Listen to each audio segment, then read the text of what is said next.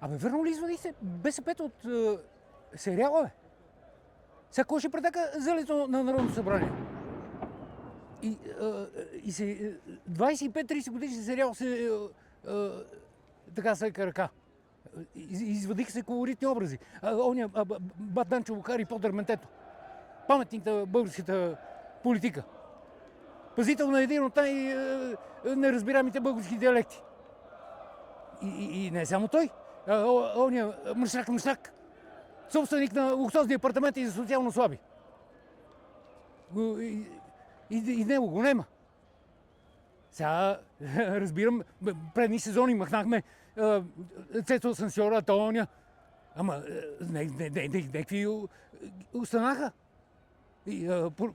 Оня раздавача на порциите и него го няма никакъв. Не знам, ако така почваме още преди да сме почнали с изстрелване нагоре, втори и трети сезон, аз не знам какво ще правиме.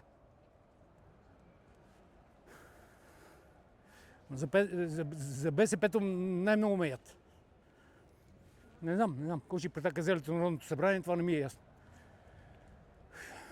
Както и да е.